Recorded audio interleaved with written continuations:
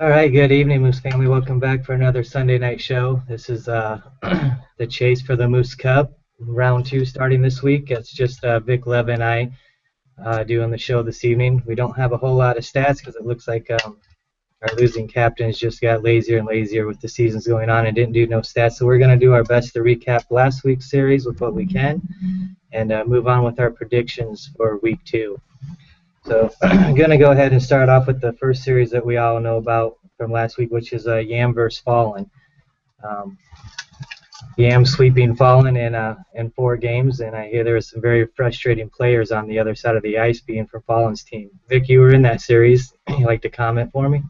Yeah, absolutely. Obviously, it's great to get past the first round. I was a little worried actually playing these guys as just like every other matchup, which actually is quite interesting for the first round, is that every team who was playing their opponents, neither had ever met during the actual regular season. Every matchup being an East versus West, so very interesting to go into these series not knowing how your opponents play. Tough to have a game plan doing that, but obviously the teams who went past, they made it work, and especially for Rocco and Yam's team sweeping, they made it really work. This series basically was just a pretty defensive one. I mean, the highest goal total in a game was 4 for us on the one on game 3. Um, for sure, this was one I was worried about again because basically playing against Nate, me being right wing, him being the opposing lefty, solid, very solid defenseman. Gave us a lot of troubles, me particularly. But again, we knew that if we could frustrate him early, that things might not go their way and kind of collapse on themselves. So that's what we tried to do, and I think we were successful through the most part. Won the first game 3-1. It was close throughout. Second game 3-2 overtime. Third game 4-2. Fourth game 3-2. Like I said, all close games, 1-2 goal games. And because it's a sweep, obviously some people might lean towards the fact that it was kind of just us running them over, but it was actually quite the opposite. It was really close, like I kept saying over and over that. It was tight the entire time, and I think even game 4, I believe they got 2 quick goals, and then that's when we kind of realized that we had a chance to sweep, and Gaudreau kind of turned it on himself and took over that game. Or I pound empty nets, changed the gamer tag, but he was definitely the stud of that series, and we kind of relied on him heavily as much as we could. I actually want to give a shout out to Gal Like a Boss as well, Fallen's goalie. He played extremely well. Very frustrating for us to play against him. He held that short side very tight, and it was tough for us with the defense they have running there to get the cross creases and stuff to get the higher percentage shots going against him. So shout out to Gal. He played very well. The rest of the team did play as well also. Definitely a good job to Yan's team. I didn't find a stream for that game, so I was watching the scores off my friends list of the guys I knew that were in there, and I got a little worried for Yam's team in game 2, seeing it go to overtime. When Fallen came out there in game 4 with the 2-goal lead, I thought maybe Yam was going to slip and it was going to end up going to a game 5 or 6, but you guys were able to hold it together and close that out with the sweep. So definitely a good job to Gal for holding up the net on a team that just sounded they were getting really frustrated through them 4 games. And I pound empty nets and Danny there at center, along with you, Vic, and Yam, McGill on D. You guys did a great job in your first round, which you led going on to the second. Thank you. Going on to our next series of last week was Colonelli versus D-Mitch. I totally blew that side of my prediction. I thought Colonelli would take D-Mitch out, but it ended up the other way. D-Mitch swept the first night, taking all 3 games in night 1, night 2. Colonelli come back. It looked like they were going to be able to take it. They come back and started game 4 off with 11-1 win there for Colonelli. And then they just couldn't hold on in game 5. I know that D-Mitch scored, I think it was 6 goals in game 1 of that series. That's really all I know much about that.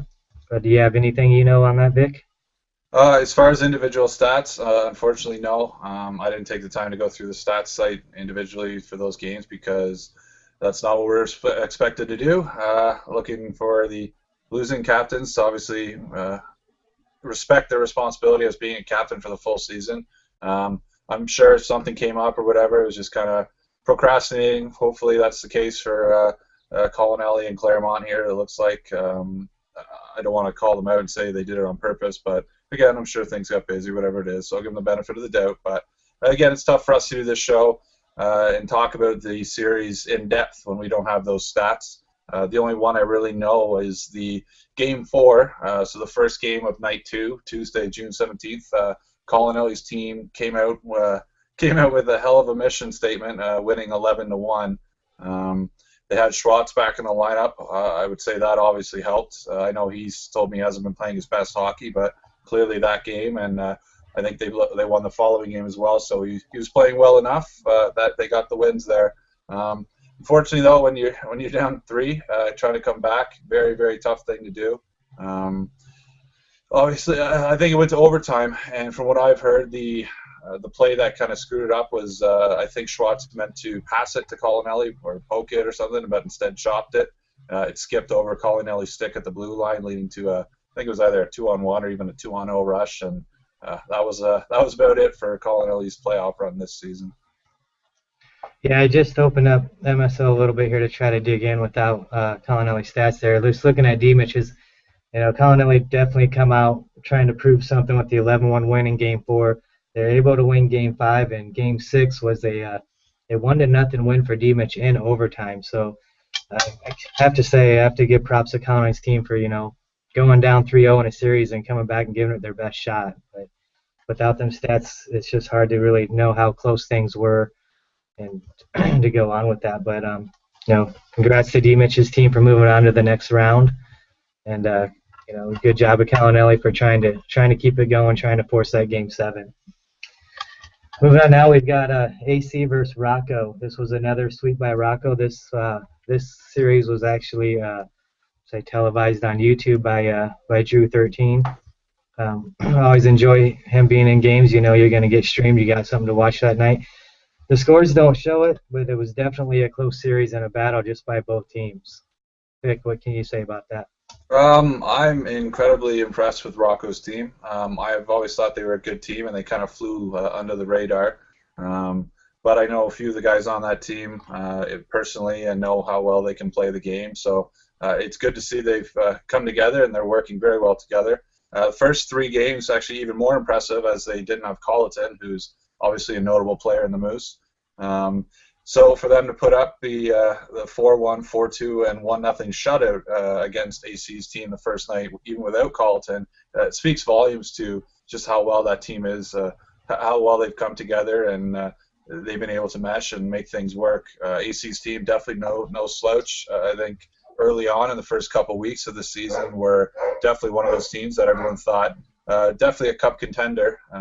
Interesting to see their kind of downfall in the last, it looks like 3 to 4 weeks of the season. Not entirely sure why, but sometimes those things happen.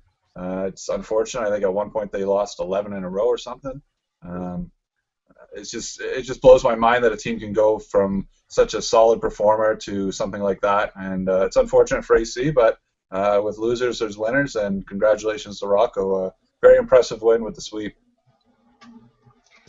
Yeah, definitely Rocco's been on a hell of a run here lately with the last couple weeks of regular season and coming in and starting his playoff run. Just excellent, getting a sweep against the defending Moose Cup champions, who he had to face in the first round. A lot of people had their money on AC, and it's just a shame to see AC's team come out so hot in the season and then just kind of slowly start dying down and not be able to make that run to the playoffs. But they gave it their best, and it was not a blowout by all means by Rocco. The scores really didn't show how hard AC's team was putting up a fight. Our last series for last week was Claremont versus Superstar. Superstar won this in Game 7. This was the only series that went all 7 games, and quite a battle. What I was able to pull off for stats on that was none other than Vingman. He scored 3 goals in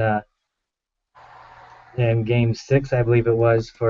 He also had the game-winning goal there in Game 6 for Superstar's team. And in Game 7, the game-winning goal went to Beauchamp to advance Superstar's spur of the moments onto the next round. You able to dig anything up on that, Vic? I don't really have it. I mean, I was following Night 2 in the chat, and Playmaker was updating some of the scores and stuff. I guess just to start from the beginning of the series, the first night they split the home, I guess, two apiece. So right there, you kind of had an idea that this was definitely one of those pretty even teams to be battling against each other, and obviously going to Game 7, that just proves it even further. Pretty sure it looked like Claremont had things wrapped up in the first period. I think they were up at least 2 or 3 goals in the first period, judging by what I was reading in the chat box, and then eventually things just, I guess, started rolling for Superstar in their desperation. Can never count them out when you got somebody in net like Superstar and somebody like Playmaker and Sweat up front. I guess, like you said, Vin Mang also attributing some points there to get by Claremont, so congratulations to him. Shout out. But yeah, interesting to follow in the chat for sure, because it just seemed like the goals were coming so quick. It's just like, maybe you don't want to say momentum took over, but at the same time, it's tough to say if it was the game momentum or it really just was that this team was desperate. They saw they had an opportunity, came together, and actually overcame adversity there against Claremont to pull out the win, and now moving on to face, I believe, Saney. Yes, I think Superstar is going on to face Saney. But that definitely sounds like one of the closest tightest series of last week. Only one to make it to Game 7. And again, I'd like to give a shout out to Beauchamp and Vin, man. It's two players that play hard every night. Every night they're on the ice, and they just don't get a lot of airtime on the media show or a lot of talk or respect from some of the other players in the Moose. And here they are getting game-winning goals to get their team advanced to the next round. So good job to Beauchamp. Good job to Vin, man. Congrats to Superstars team. That pretty much wraps up our weekly recap with the best that we can give you guys. Again, Vic and I apologize for not having great stat infos handed over to us this week. That's nothing that we're usually used to digging into, and getting all that research is usually right there for us when captains do their job. But not to dwell on that too much, we'll move on to round 2 of the Chasing the Moose Cup down with our predictions and who we have. Tonight we have 4 games going on between Dropkick Murphys and Show Me Your Gentles, which is Rocco and Murph. They're playing 4 games tonight, and then 3 games if needed on Thursday. Vic, who do you have your prediction on in that series? Well, unfortunately, as much as it'd be nice to see Rocco's team move on, as they had a very, very successful first round, I honestly don't see them pushing this one past 5. I think Murph's team is just incredibly talented everywhere. They play well together. They all know what they're doing, and each one of them seems to have the skill to just completely undress a team, go end to end. And then you got Jay Money as the backstop, who very, very good goalie as well. So I really don't see how this team's going to have too much of an issue with Rocco's team, unfortunately for Rocco's team. But again, they surprised me playing AC, so really anything's possible. But for what I know, playing against Rocco's team and then playing against Murph's team twice and seeing what they can do, I believe Rocco can win 1, but I really think ultimately Murph will win this one in 5. Yeah, I have to agree with you on that. I've got Murph going at 6. I think Rocco's going to give it a hell of a shot and a big push. He does have a good team. He's been on that roll, but I think it's about to come to an end. Murph's been hot all season. Murph's definitely been hot all season. I matched up against Murph and some of his boys in club last night, and they definitely look like they're ready to go for tonight. Yeah. So I'm going to go with Murph in 6. The next series we're going to have for the week is Monday night and Tuesday night. Not sure how many games are going to be played on each night at this moment, but it's going to be the Orville Redenbachers versus Spur of the Moment, which is Superstar, up against Saney. Predictions on that, Vic? I actually think this one, like the last one for Spur of the Moment, is going to go to 7. So these guys are going to have some exciting hockey to play, if I'm correct. And I hope it does go that way. Everyone's, I think, favorite 2 words in sports are Game 7. So really hoping for that to happen. I do think Saney will be the victor in that, just based more on just how dominant he was in the regular season. There really is no other way to, I guess, base this as the 2 teams. As far as I'm aware, one's East, one's West, so they haven't played each other. I think that's one of the only ones in this round that actually is that's the case. So again, tough to say. I like Saney's dominance in the regular season versus Playmaker and Sweat and Superstar and what they've been doing very well in the lead up to the playoffs and then in the first round. It's going to be I think it's going to be a close one, and I think it's going to be very exciting. Maybe even the most exciting one of the next round. So Saney in 7. I'd have to agree with you. I'm looking at this to be the most exciting series of round 2 as well. Saney's had his up and down during the season. Superstar started off really slow, took over for Passenger, and that's when things just started picking up for him. He's been on a roll since. I think he'll fight his way to a Game 6, but I think we'll see the Oval and Redenbachers eliminate for the moment. They're in Game 6 for this series. And the next, the third series we got for next week is Viva's team, Game of Cones, going up against D-Mitch's Pinching for the People. These nights have not been determined yet.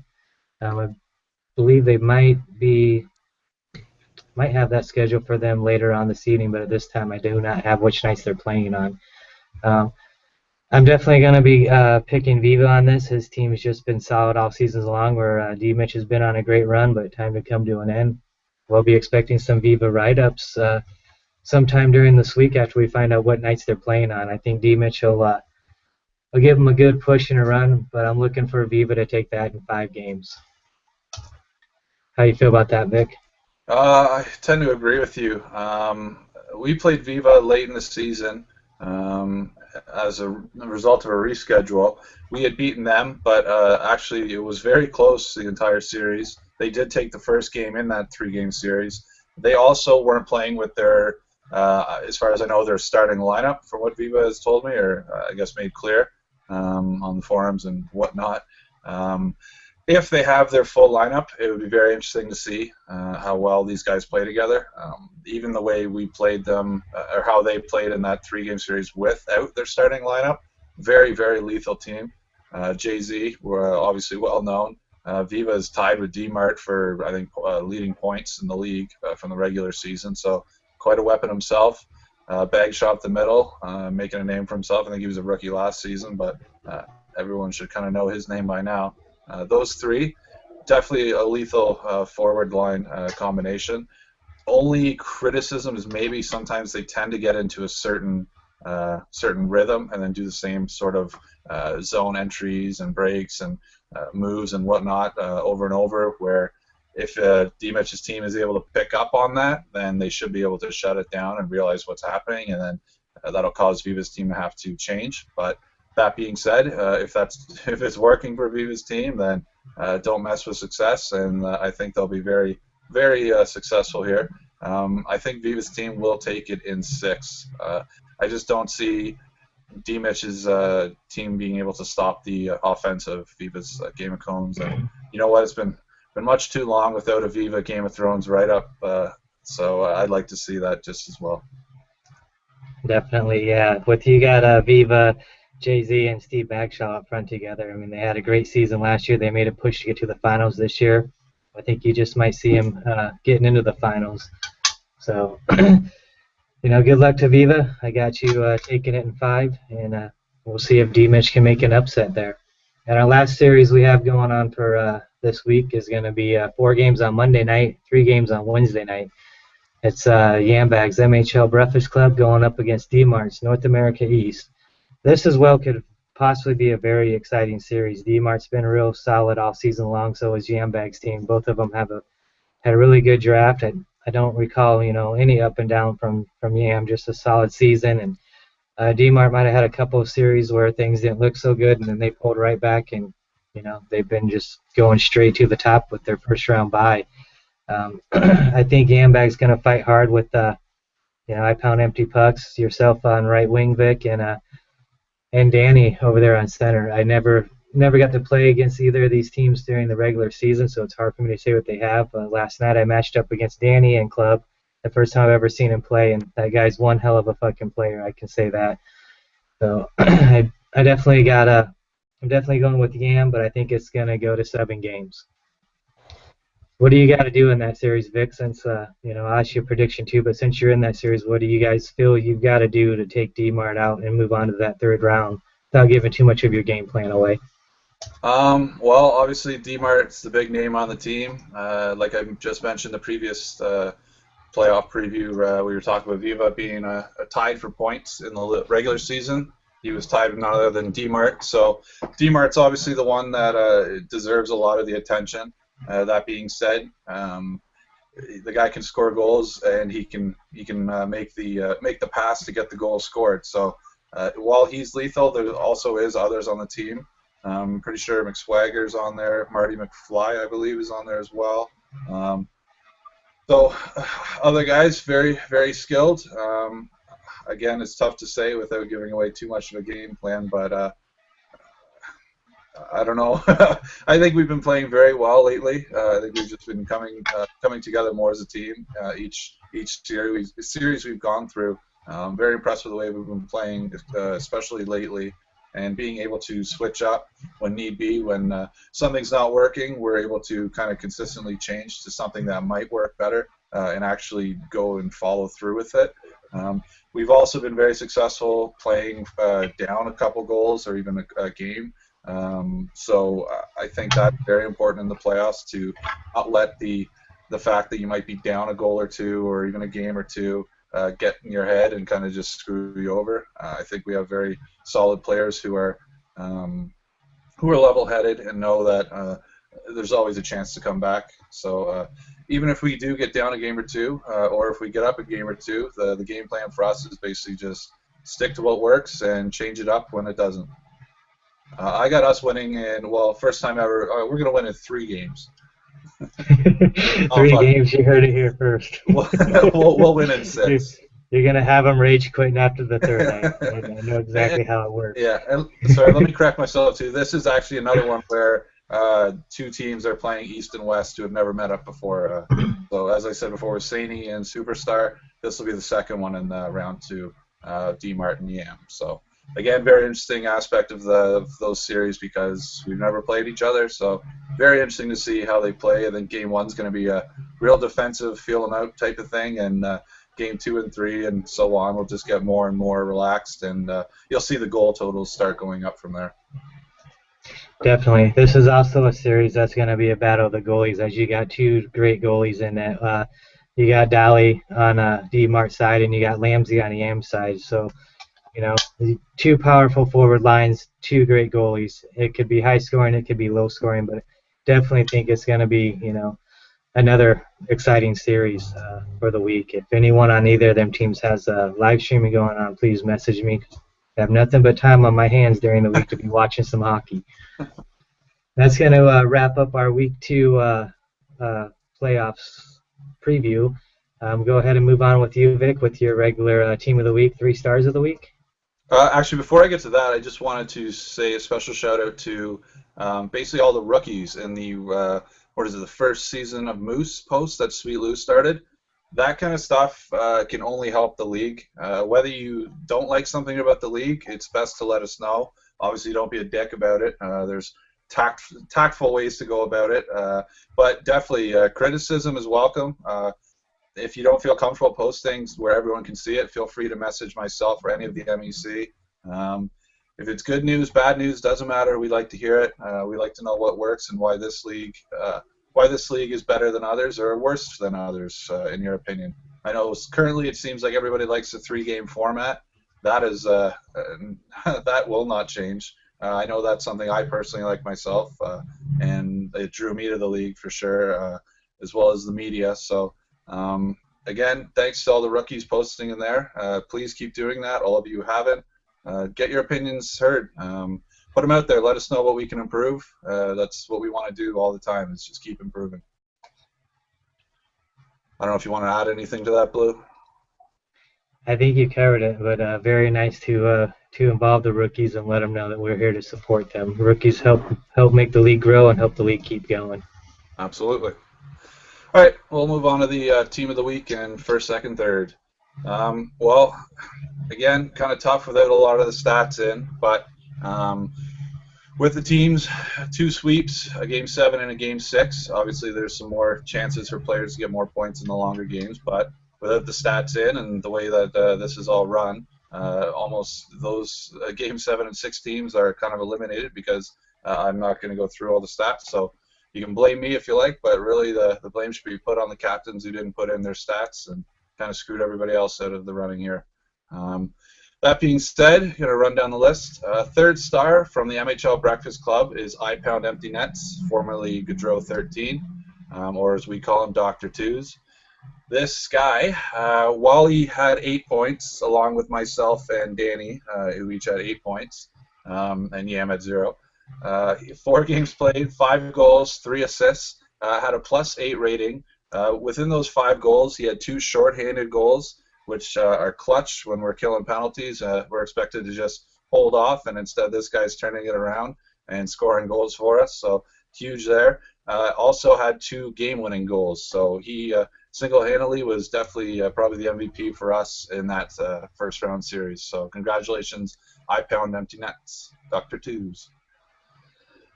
Second star from Show Me Your Genitals. They also had a solid week, obviously, sweeping AC, not a slouch of a team. Despero, from what I have anyways, 3 games played, 3 wins, including a shutout, a 1.33 goals against average, and a 900 save percentage. Very, very impressive stats against a very, very good team. Very, very impressed to see how well this guy's doing. As far as I know, he's a rookie, so again, some of the rookies are doing very well this season and showing that basically you don't have to be a well-known person. You can come in and just display your talents. And obviously I'm sure Rocco's very happy with this pickup in Despero. Congratulations, second star of the week. Also from Show Me Your Genitals, this guy's, as far as I know, well-known around the league. Frosty Nightmare. Single-handedly, this is the guy I was warning AC's team about last week. Basically, you need to injure him if you want to have a chance, it seems like. 3 games, 5 goals, 4 assists for 9 points. Obviously, 3 points per game for this guy. Lethal with the puck and without it. Seems like they ran the offense through him. Seems like that was the right choice. We'll see how that helps them out in round 2 and if they have to change up their game plan or not. But as far as round 1 goes, congratulations, Frosty. You're the first star. That leads us to the team of the week. It's between Yam and Rocco, and really, I had to give it to Rocco's Show Me Your Generals. Just facing AC's team, who were very, very hot at the beginning. They've got a solid team, especially Drew at center, well known for good reason. He was definitely a big competition for them, but they overcame it, and they actually were pretty convincing in their wins as well. Few 3-goal games, a shutout. So congratulations to Show Me Your Genitals. You guys are the team of the week. Excellent. Thank you, Vic. Congratulations to all 3 stars and Rocco's team for being team of the week. That's about all the time we have for this week, but we will return next Sunday for the Week 3 preview and Week 2 recap. Thanks for tuning in, family. Anything you want to say, Vic, before we head out? No, just I guess good luck to all the teams playing this week, and captains, whether you win or lose, get your stats in on time. Yep, I have to agree with that. Good luck to Murph and Rocco's team tonight for the 4 games. Hopefully that's a tough battle. Like I said, Murph's team's really strong, but Rocco's on a roll, so maybe Rocco can force that to go into Thursday night. Other than that, good luck to all the other teams, and again, thanks for tuning in. We'll see you next Sunday.